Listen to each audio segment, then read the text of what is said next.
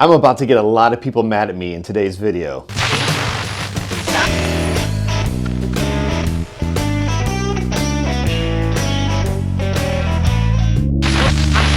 Hey everyone, how's it going? I'm Matt. I'm back with another beginner video. This one's going to be a fun one. This one's probably going to be a little controversial. Please don't get too mad at me. What we're going to do today is we're going to talk about how much does it cost to get into model railroading. This is a question I've seen a few times now, and people are just kind of wondering, okay, I'm interested. This seems cool. What's this really going to cost me? Because I hear a lot of things. I hear it's extremely expensive, whatever.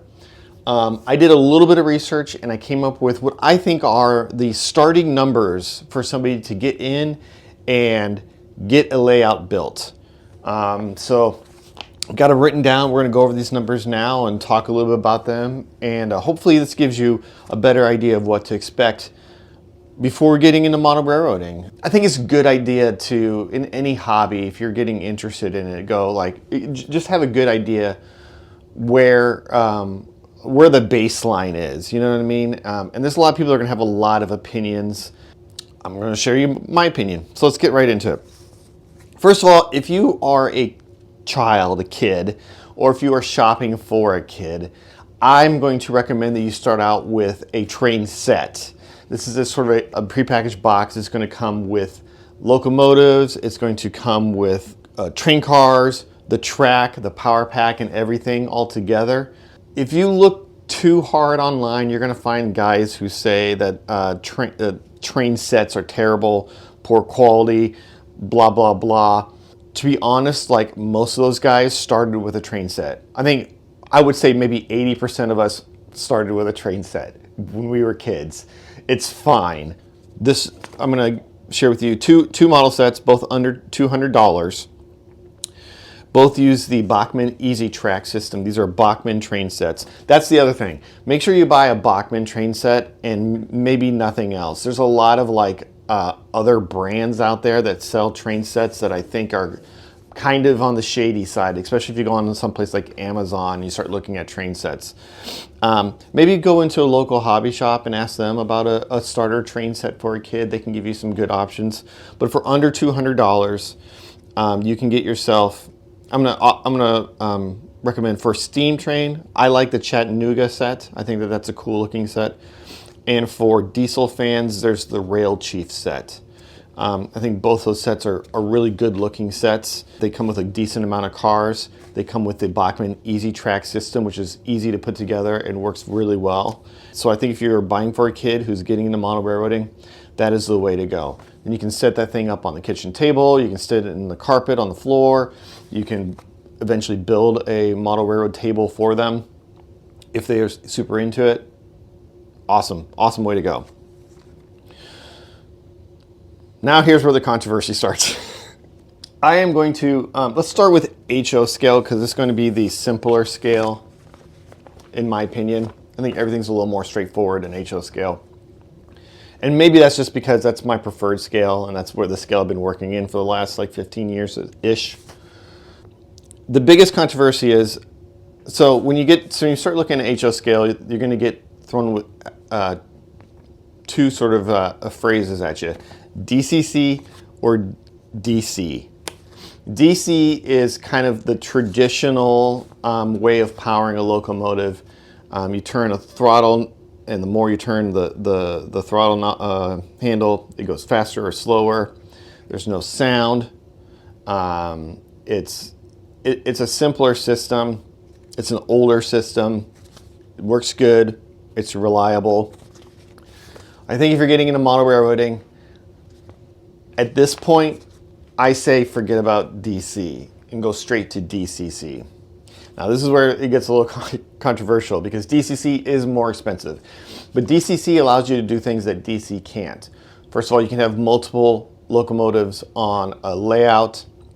Doesn't require a lot of sort of electrical power blocks and that kind of thing. So you can run locomotives independently of each other, which is great. I think the fact that DCC has sound is awesome, and I think anyone starting in the hobby, basically here's the thing. If you start out with DC, that's fine, but you're going to really quickly wish that you would have just saved up the extra cash and started with DCC. That's my personal opinion. This is an expensive hobby, and there are ways to sort of cut corners, and starting in DC is that way of cutting corners, and that may work for you, but as you progress in the hobby, I think personally, I think it's fine. I think it's best just to get it out of the way, get that DCC system, and get started straight into DCC, because you are going to have, I think, the most fun, and that's what this is all about. With that said, let's talk about prices. So HO scale DCC locomotives, about $150, a little cheaper, and you can get way more expensive for sure. By the way, all of these prices, just expect that you can get way more expensive. I'm talking about kind of entry-level equipment and entry-level prices. Athearn makes really good starter locomotives. There are really excellent Walthers mainline locomotives that are around $150-ish for a DCC sound-equipped locomotive, which is very cool. So $150 for an excellent locomotive that's going to run very well. It's going to sound good. Super great. Cars, stuff to haul around your layout. I'm going to, for the purposes of this video, we're going to say 4 cars. Right around $25 per car. You can get them a little cheaper. Go to train shows, you can get them a little cheaper, $20, $15 maybe per car. They can certainly go much more expensive, but you can get yourself a very nice car that's going to hold up well on any layout for $25. This car right here, I paid $25 for this car. So this car right here is a $60 car, but this one, $25. They look very similar.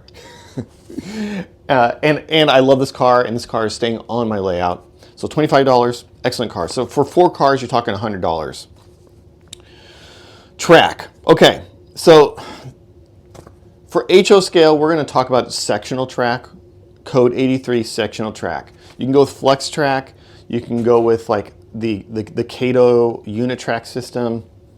We'll talk about that when we get to N scale. But I think for HO scale, let's just talk about sectional pieces of track. Prices are going to fluctuate with track up and down a little bit, but talking about $25 for enough track to make an oval shape. Again, just starting out, that's what we're looking to do, is create an oval that we can run trains in a circle. About $25 in track. Let's go with 4 switches, so you can give yourself a little run around track and 2 industries to work. For 4 switches, we're going to go with Atlas code 83 switches. Stay away from code 100, but the Atlas turnouts are great for the price, and code 83, great. $100, okay? You can go a little more expensive and get like a Walthers turnout, add about $50 to that, so you're like $150, but I think the Atlas turnouts, just starting out, is a great thing to do. Powering your model railroad. There are a couple ways to go DCC wise. I'm going to recommend the TCS LT50, which is the starter DCC system. It is a walk around throttle. It's got a wire that plugs into the side of your model railroad. It's like kind of like a more modern version of the NCE power cab, which is the DCC system that I started on and I love. TCS, I haven't personally touched this system, but I've touched other TCS throttles and I like them a lot. And I like what this system has to offer. And it is $150. So for $150, you're not going to get a better starter system for DCC. So I think that is 100% the way to go. The NCE Power Cab is an older system. It does basically the same thing. It is also $150. So take a look at the two, see which one you like. I think the modern screen and some of the modern functionality on the TCS system makes it a clear winner in my book. And then wood. Plywood for this one, I'm going to assume you're making a table.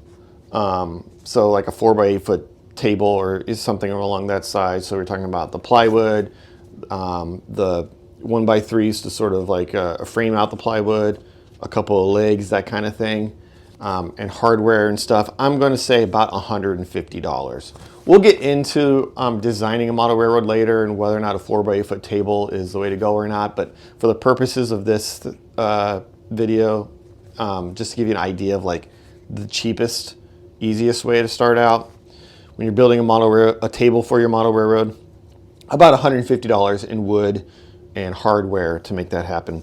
So that gives you a grand total of about, and again, these are very like generic numbers, $675 to start out in HO scale. $675 seems like a reasonable number to get yourself a DCC system and a DCC locomotive, some cars, some switches, some track, and enough wood to kind of put it all together, right? That sounds about right. And I think that is like honestly, like this hobby can get very, very expensive. So $675 sounds very expensive. One thing I would note, if you get into this hobby and you really like it, you're gonna be glad you spent that money. If you get in this hobby and you're like, this really wasn't for me after all, you can sell a lot of that off and recoup a lot of what you spent pretty easily. One good thing about model railroading is it tends to hold its value pretty well. So you could sell your TCS DCC system, and you know, if it's lightly used and you take good care of it, you can make back most of your money on that. You can sell your locomotives and your train cars off, make back most of your money on that. Your switches, if they're in good shape, you can maybe make some money back on that. If you glue it down, probably not. But $675 for a starter HO scale system, I think that makes sense. Let's talk about N scale. N scale gets a little trickier. And the reason why N scale gets a little trickier is because the smaller scale size makes things a little more fiddly. And once you get to that smaller side, I do think there is an argument for going with DC over DCC. The biggest, I think, advantage for a new person starting out with DCC is the sound. And when you get down to the N scale size, the sound is not quite as nice as HO scale. So you can forego the sound, and I'm not saying you're not missing much in N scale, but it's more forgivable. I don't know if that's the right way to say that, but you understand what I'm saying. That being said, let's talk about numbers. An N-scale locomotive, a good DC N-scale locomotive, about $100 for a DC N-scale locomotive. However, if you're going with a DCC locomotive with sound, that's going to be $150. So you're spending an additional $50 to get that DCC decoder and some sound coming from your locomotive. As far as train cars go, right around $20, $25. So I'm going to say $25 average for a train car. So 4 of those is going to give you, it's going to be $100. Pretty much the same as HO scale. Track. Okay, things get a little complicated here too. Because track can be a little fiddly in both HO scale and N scale. And N scale has like the additional sub-hobby, I guess, where guys will collect trains, run trains. There's a system of track in N scale called Cato unit track. It's a very nice system of track. It's a very good quality track. It's very reliable. It's very popular in Japan, and it's popular here in America as well. And if you are, maybe worried about the fiddliness of trying to build a layout with like pieces of track that you got to put together and glue down or nail down or, all this kind of thing, you may be interested in Cato unit track. So I'm going to give you prices for both traditional track, like kind of the track you see here, the stuff that I talked about with HO scale, and we'll talk about Cato unit track as well.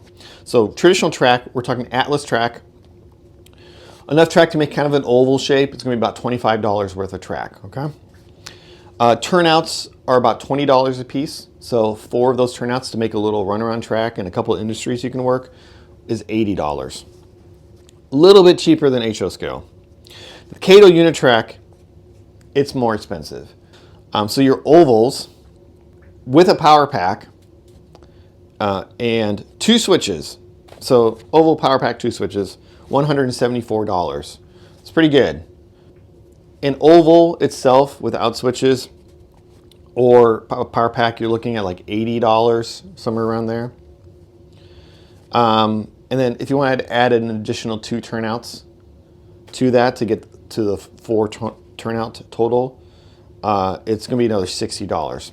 So if you're going to go with the power pack plus the 2 additional turnouts, you're looking at $225-ish for that.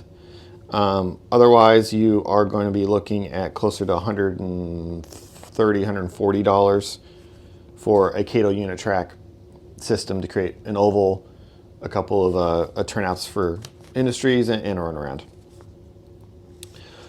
Power. Okay, so if you are just going to power a DC N-scale system, again, this is the one without sound and without the ability to run multiple trains at one time. MRC makes a power pack for $50, okay? Otherwise, you're going to be taking a look at the TCS LT50 starter system for $150. And then enough wood to make a layout for yourself, you know, to build a little table for yourself. I'm going to say $150 for this as well. It can go up, it can go down a little bit, but that's for the wood and hardware and to put it all together and to make yourself a table. So here's the totals of everything. If you're going to go with the DC system and the Kato unit track system, like with the power pack and everything built in into the big set, $600. If you want to go with the Atlas track, the more traditional track, stay away from the Kato stuff, and you're going to be DC, $500. So you're $175 cheaper than HO scale. But again, DC only. So there's that. If you're going to go DCC with a Kato unit track system, about $750, so more expensive than the $675 for the HO scale system, but you're kind of paying for the unit track stuff. Unit track stuff is very nice. It's not for everybody, but it is for some people. The most direct comparison, I would say, between the HO and the N scale systems, price-wise, is regular track, regular Atlas track, DCC system, both HO and N scale. Getting in there, getting a table built, all that stuff. $650, okay? And I said $675 for HO, so slightly cheaper, but not much. And so I threw a lot of numbers at you, and I apologize for that. But what you can see here is $600, $700-ish dollars, depending.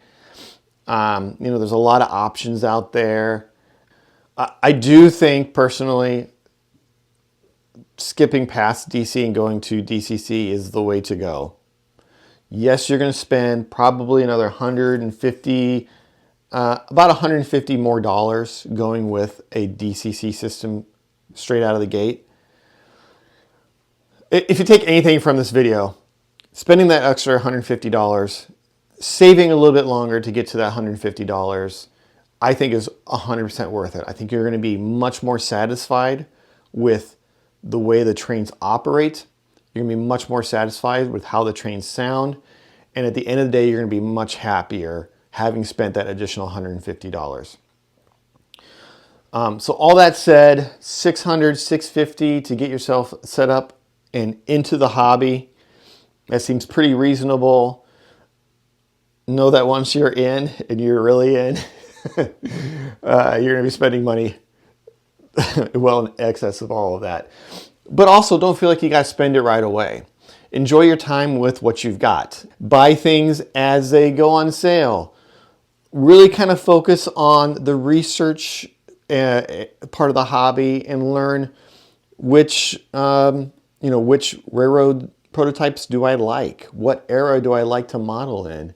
What kind of industries I find very interesting. And you can then focus a lot of your spending down those lanes. And I think in the long run, being able to focus your hobby down to that one railroad that really speaks to you, that one era that really speaks to you, you're going to be able to save yourself money and you're going to have a lot more enjoyment in the hobby because of it. Okay, it's kind of a crazy video, I understand.